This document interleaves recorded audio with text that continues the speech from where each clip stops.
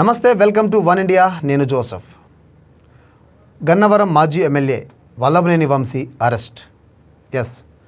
గతంలో ఆయన పైన నమోదైనటువంటి కొన్ని కేసుల కారణంగా ఆయన్ను అరెస్ట్ చేశారు. అయితే అరెస్టుకు గల ప్రధాన కారణం పోలీసులు చెప్తున్నది టీడీపీ ఆఫీస్పై దాడి, మరోవైపు అట్రాసిటీ కేసు. అయితే వల్లభనేని వంశీ అరెస్టు వెనకాల సినిమాను తలపించిన ట్విస్టులు అయితే ఈ కథలో కావాల్సినవి ఉన్నాయి. యాక్చువల్గా ఈరోజు ఉదయం వల్లభనేని వంశీని హైదరాబాద్లో అరెస్ట్ చేశారు. అక్కడి నుంచి ఆయన్ను విజయవాడకు తరలించారు.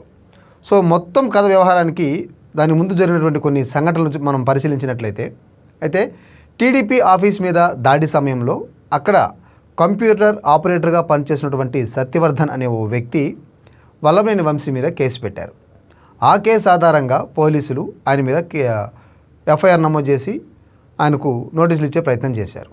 అయితే కట్ చేస్తే ఎవరైతే వల్లభనేని వంశీ మీద కేసు పెట్టారో ఆయన సత్యవర్ధన్ తన కేసును విత్డ్రా చేసుకుంటున్నట్టు కోర్టులో అఫిడవిట్ ఇచ్చారు. అసలు విషయం ఏంటంటే వల్లభనేని వంశీ అతన్ని ఒక డీల్ కుదుర్చుకొని అతని దగ్గర సత్యవర్ధన్ దగ్గర కేసు వాపస్ తీసుకునేలా చేశారు. ఆ ఫుటేజ్ ఆధారంగా ఇప్పుడు ఆ ఫుటేజ్ ఏదైతే కోర్టు దగ్గర సత్యవర్ధన్ వల్లభనేని వంశీ ఎవరైతే ఇద్దరు కలిశారో ఆ ఫుటేజ్ ఆధారంగా పోలీసులు కేసు దర్యాప్తు చేసి వల్లభనేని వంశీని అరెస్ట్ చేశారు.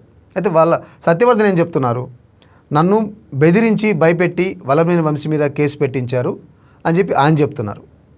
సత్యవర్ధన్ తల్లి నా కొడుకు కనిపించట్లేదు, ఆయన ఎవరో కిడ్నాప్ చేశారని ఆవిడ కేసు పెట్టారు.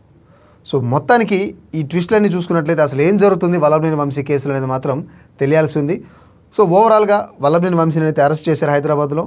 టీడీపీ ఆఫీస్ మీద దాడి కేసు కావచ్చు, అదేవిధంగా SC/ST అట్రాసిటీ కేసు కావచ్చు. ఈ కేసులో వల్లభనేని వంశీ A71గా ఉన్నారు. ఆల్రెడీ 88 మంది మీద కేసు కూడా నమోదైంది.